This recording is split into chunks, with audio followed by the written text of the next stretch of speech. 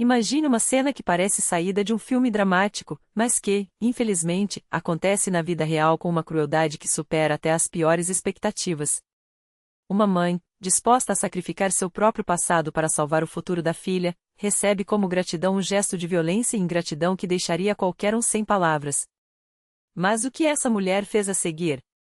Em vez de chorar ou se queixar, ela reagiu de uma forma tão inesperada que deixou seu agressor sem ação, paralisado pela própria vergonha. Boa tarde, amigos ouvintes. Eu sou André Branco, e você está no canal Segredos de Família, onde cada história é uma lição de vida que pode mudar sua perspectiva.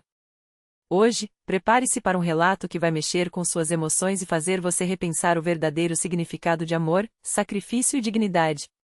Ana Clara Mendonça olhava pela janela do ônibus, enquanto a chuva fina desenhava riscos melancólicos no vidro.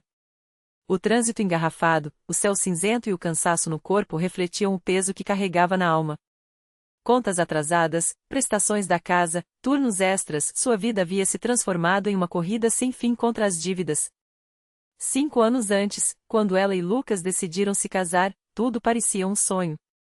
Jovens, apaixonados, cheios de planos, eles juravam que, juntos, conquistariam o mundo. Ele, um pedreiro talentoso em uma construtora, e ela, uma contadora meticulosa em uma pequena empresa.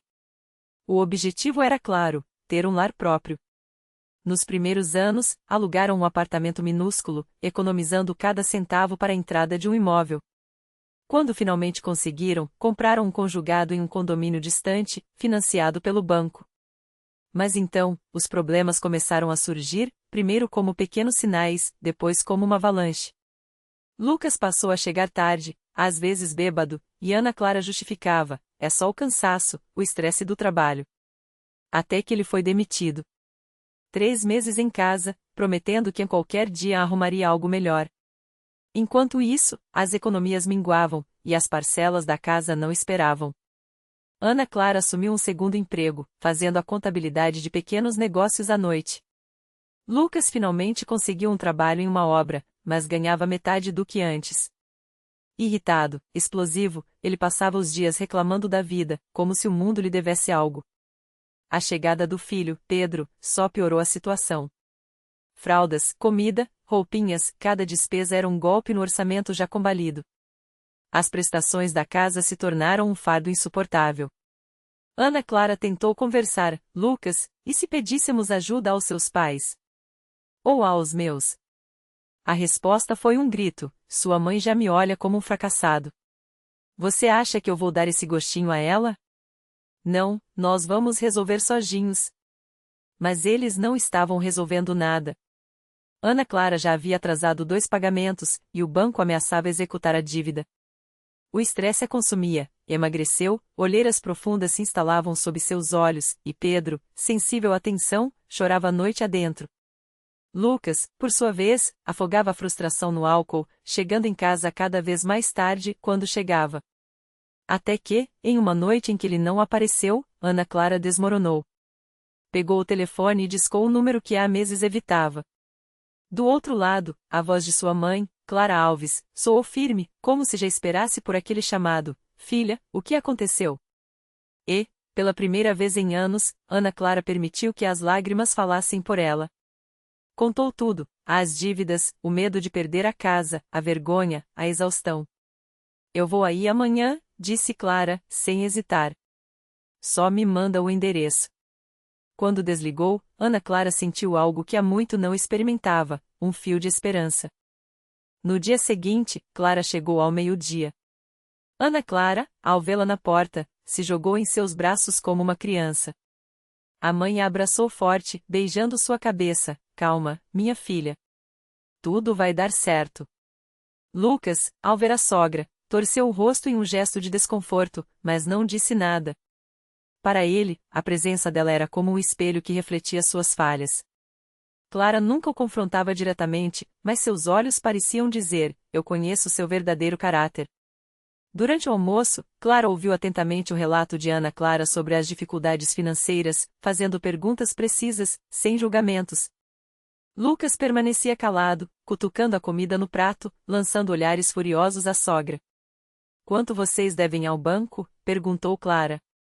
Quase 2 milhões, respondeu Ana Clara, baixinho. Clara sentiu, como se tomasse uma decisão irrevogável. Eu vou ajudar. Lucas não se conteve. Como? A senhora tem 2 milhões sobrando? Clara olhou para ele com uma calma que o deixou ainda mais irritado. Tenho a casa da minha mãe no interior. Depois que ela faleceu, nunca tive coragem de vendê-la. Mas agora é a hora. Ana Clara arfou. Mãe, aquele lugar é sagrado para você. Sempre disse que nunca abria mão. Clara segurou suas mãos. É só uma casa, minha filha. Você é minha sangue. Não há o que discutir. Lucas não acreditava no que ouvia. Aquele era o mesmo sítio do qual Clara sempre falava com tanto carinho, o lugar onde passou a infância. A senhora está falando sério? Perguntou, incrédulo. Completamente, confirmou Clara. Já conversei com um corretor da região. Há muito interesse por propriedades como essa, especialmente para projetos de veraneio. O valor deve cobrir sua dívida. Ana Clara chorou de alívio, enquanto Lucas sentia uma mistura de gratidão e humilhação. De um lado, a solução para seus problemas e de outro, a vergonha de depender da sogra, justamente a pessoa que ele mais queria provar que não precisava. A venda demorou quase 2 meses. Clara se dedicou pessoalmente, ligando para corretores, viajando para assinar papéis. Ana Clara sofria ao ver a mãe se despedir, pouco a pouco, daquilo que era sua história. Clara, porém, mantinha a postura firme, embora, às vezes, ao folhear álbuns antigos do sítio, uma lágrima escorresse sem que ninguém visse. Lucas, nesse período, ficou ainda mais amargo. Sentia-se diminuído. Para os amigos, gabava-se de que em breve quitava a casa, mas omitia a origem do dinheiro. Em casa, respondia com grosseria, bebia mais e explodia por qualquer motivo. Ana Clara aguentava em silêncio. Logo isso acaba, repetia para si mesma. Quando a dívida estiver paga, tudo vai melhorar. Finalmente, Clara ligou. Pronto, filha. O dinheiro está aqui. Amanhã eu vou aí. Naquela noite, Ana Clara preparou um bolo, a primeira vez em meses que tinha ânimo para cozinhar. Lucas, ao saber que a sogra chegaria com o dinheiro, surpreendentemente se animou. Até comprou uma garrafa de espumante e andava pela casa assobiando, como se uma carga tivesse sido tirada de suas costas. Clara chegou ao meio-dia. Ana Clara abriu a porta e congelou. Sua mãe parecia anos mais velha, os olhos fundos, o rosto mais magro. Na mão, uma bolsa de couro gasto. Mãezinha, sussurrou Ana Clara, abraçando-a com força. Obrigada por tudo. Entraram na sala. Lucas, em um gesto incomum, cumprimentou Clara com um sorriso forçado. Boa tarde, Clara. Tudo bem pela estrada? Obrigada, Lucas. Tudo certo, respondeu ela, sentando-se no sofá com um suspiro. Ana Clara serviu o chá e o bolo recém-assado. Lucas, impaciente, balançava as pernas. Então, trouxe, soltou, sem rodeios. Clara sentiu, abriu a bolsa e retirou um maço de notas, amarrado com uma faixa de banco. 2 milhões. Contei 3 vezes, disse, colocando-o sobre a mesa. Ana Clara olhava para aquele dinheiro como se fosse sua salvação, a liberdade da dívida, a chance de respirar novamente. Mãe, não tenho palavras, murmurou, com os olhos cheios d'água. Lucas esticou a mão. Me dá aqui, Clara. Amanhã mesmo eu vou ao banco e quito tudo. Clara hesitou por um instante, como se pressentisse algo. Depois, lentamente, entregou o maço. Cuide bem desse dinheiro, Lucas. Era tudo o que eu tinha. Ele agarrou as notas, folheou-as rapidamente, e um brilho ganancioso iluminou seu rosto. Perfeito, exclamou, levantando-se. Agora. O que aconteceu em seguida foi tão abrupto que Ana Clara levou segundos para entender.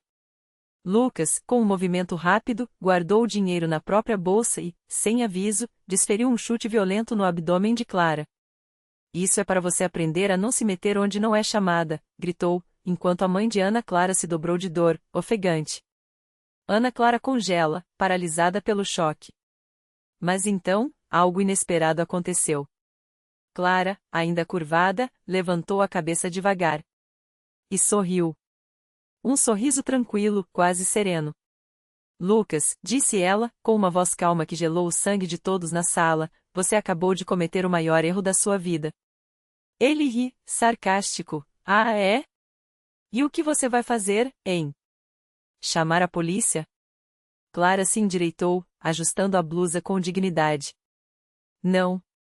Vou fazer algo muito pior. Ela pegou o celular, discou um número e, sem tirar os olhos de Lucas, falou: Advogado Martins? É Clara Alves. Por favor, ative a cláusula de revogação da doação. Sim, a partir de agora, aquele dinheiro pertence novamente a mim. E prepare os papéis para processar por agressão e apropriação indébita. Lucas empalideceu. O que? Gaguejou. Clara explicou, ainda sorrindo, antes de lhe entregar as notas, eu já havia transferido o valor para uma conta bloqueada em meu nome. Essas cédulas? São falsas. Um presente do meu corretor, que, aliás, é primo de um delegado. A gravação dessa cena já está a caminho da polícia. O sorriso de Lucas desapareceu. Seu rosto se contorceu em pânico. Você armou tudo isso? Clara sentiu. Não, meu caro. Você quem se armou. Eu apenas garanti que sua ganância fosse sua própria armadilha. Ana Clara observava a cena atônita, enquanto Lucas, tremendo, caía sentando na cadeira, percebendo que, em um único gesto de violência, havia perdido tudo: o dinheiro, a casa, a liberdade, acima de tudo, o respeito da única pessoa que ainda acreditava nele. Clara, por sua vez, virou-se para a filha e estendeu a mão. Vem, minha filha. Vamos embora. Essa história acabou. E, pela primeira vez em muito tempo, Ana Clara sentiu que, finalmente, poderia começar de novo. Estamos livres. E então, como um relâmpago em céu claro, ele girou com violência e desferiu um chute brutal no ventre de Sofia Alexeyevna. Um gemido abafado escapou dos lábios dela, enquanto o corpo se dobrava ao meio, como se o ar tivesse sido arrancado de seus pulmões. Nasha soltou um grito desumano, atirando-se em direção à mãe. O que você está fazendo? Sua voz quebrada entre lágrimas e fúria. Gleb, porém, permanecia imóvel, os dedos crispados em torno das notas, o rosto contorcido por uma máscara de ódio puro. Tome, sua bruxa velha. Sempre me olhou como se eu fosse lixo. Achava que eu não via seus olhares, suas indiretas? Nasha merecia alguém melhor. Merecia mais. Aqui está sua gratidão. Nasha, cega pela raiva, estava prestes a se lançar sobre ele, mas então, algo inesperado aconteceu. Sofia Alexeyevna endireitou-se lentamente, como se uma força invisível a sustentasse. E, em seus lábios, floresceu um sorriso estranho, quase sereno. Seus olhos, claros como gelo, cravaram-se nos de Gleb enquanto ela pronunciava, calma e distintamente, são falsas. O silêncio que se seguiu foi cortante. Gleb congelou, a boca entreaberta, o rosto petrificado em uma expressão de puro espanto. Seus olhos saltaram das notas em suas mãos para o rosto da sogra, como se tentasse decifrar um enigma. O quê? Arfou, a voz rouca de incredulidade. Esses são dinheiros falsos, Gleb, repetiu Sofia Alexeyevna, o sorriso ainda intacto. Fiz questão de encomendá-los especialmente para você. O dinheiro verdadeiro já está no banco, na conta da Nastya. A hipoteca foi quitada ontem. O sangue abandonou o rosto de Gleb em um instante, deixando-o de uma palidez cadavérica. Seus dedos tremiam enquanto folheava as cédulas, segurando-as contra a luz, como se a verdade pudesse se revelar por trás do papel. A não pode ser, não pode, murmurava, a mente se recusando a aceitar o golpe. Pode, sim, Gleb, respondeu Sofia Alexeyevna, com uma tranquilidade que o encheu de pavor. Há muito tempo eu sabia o tipo de homem que você era. Só esperava que mostrasse sua verdadeira face. Nasha olhava para a mãe e para o marido, o coração batendo tão forte que parecia querer romper suas costelas. Mãe, isso é verdade? Sofia Alexeyevna assentiu, os olhos brilhando com uma mistura de triunfo e tristeza. Eu e o corretor estivemos no banco ontem. Exigi que a hipoteca fosse liquidada diretamente, sem que o dinheiro passasse por intermediários. Essa pilha de falsificações? Ela apontou para as notas jogadas no chão, fui eu quem as encomendou. Quis testar como você reagiria à minha ajuda. A compreensão do engodo atingiu Gleb como um soco no estômago. Com um rugido animal, ele arremessou as cédulas no chão e avançou contra Sofia Alexeyevna, os punhos cerrados, os olhos injetados de ódio. Você! Mas Nasha interpôs-se entre eles, o corpo tenso como uma corda de arco. Não ouse tocá-la. Saia. Saia agora da minha casa. Sua? Gleb riu, um som gutural e amargo. Essa casa é nossa. Já não é mais, disse Sofia Alexeyevna, sem um pingo de hesitação. Quando quitamos a hipoteca, pedi que a escritura fosse transferida exclusivamente para o nome da Nastya. O banco atendeu, afinal, você não contribuiu com um centavo nos últimos pagamentos.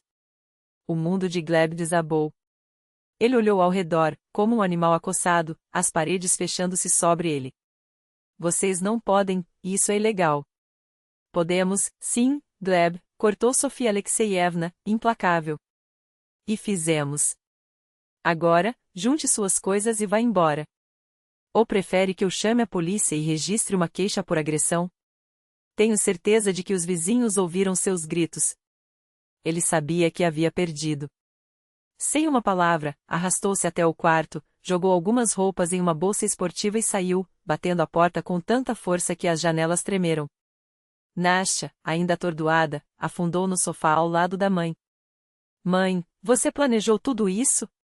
Sofia Alexeyevna suspirou, passando os dedos pelos cabelos da filha. Não tudo, minha querida. Eu realmente vendi a casa da sua avó para te ajudar.